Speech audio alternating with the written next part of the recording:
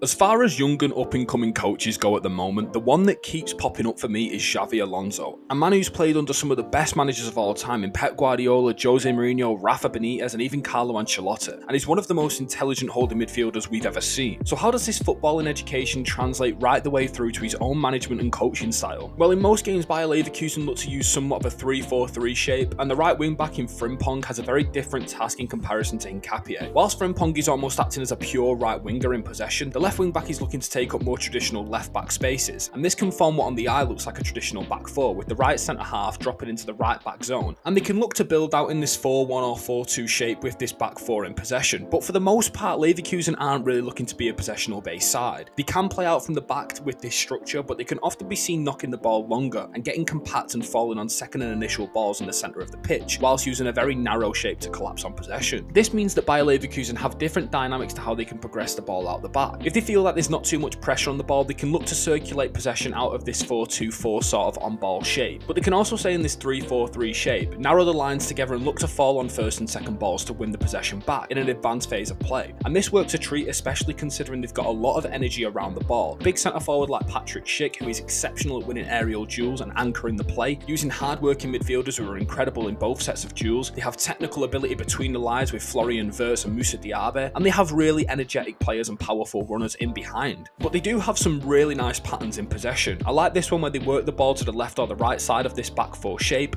and then the two ball-sided players ahead of the 4-2 shape look to drop into the wide spaces, creating little shapes and triangles to drag the opposition players over. And with the pace of players like Jeremy Frimpong and Moussa Diaby, they can knock the ball into these wider and more advanced channels, and they can look to pounce on them. As most German sides do in the Bundesliga, the tempo of possession is really high, but Xabi Alonso's Leverkusen are looking to be direct, progressive, forward-thinking, and instinctive on the counter. And Jeremy Frimpong and Moussa Diaby are amazing players. Both of them are capable of playing inside and outside, meaning they can overlap and underlap with each other. Not to mention that they're two of the best players in the entire league that I've seen when transitioning through. And within these two, they have the right balance of creation and goal scoring. Even though Frimpong is a right wing back, in this system he is a hyper-attacking player, and he's one of Leverkusen's biggest goal threats. However, Florian Wirtz is the biggest creative hub in this team. Having only just returned from injury, he's absolutely lighting it up once again. He's able to play between the lines, he turns fluidly, he can pick passes in tight angles, and this profile is key for a team that looks to want to transition. And with knockdowns coming from Patrick Schick and then runners in behind the opposition's block, a player of Florian Wirtz's quality is a must. Not to mention off the ball, Leverkusen have shown real promise as well. Most recently, the game against Bayern Munich, we saw them use a 5-2-3 off the ball shape, and it worked a treat. The front three often go man-to-man when pressing the opposition's build-out structure because Bayern look to have built in a 3 at the back. But this shape is very aggressive and actually has quite a lot of worries in regards to the midfield security. But the way they use this 2-3 ahead of the 5, they look to suffocate the central spaces and force the ball into wider areas. However, when the Bayern players looked to roam into these wider spaces, it meant that Leverkusen could pounce on them. And when the ball was turned over, Leverkusen could look to hit them and cut through them in central areas. And Leverkusen aren't perfect, they're nowhere near perfect. They're shaky defensively, but they are most definitely fun to watch. It's adaptive, it's proactive, it's possessional, it's instinctive, and it combines all the core values of each of the coaches he's worked under and blends them together. And whilst they are pretty rigid and kind of raw tactically, they've become really good under Alonso, and he is doing a really decent job there, so who knows what he could do at the end of the season.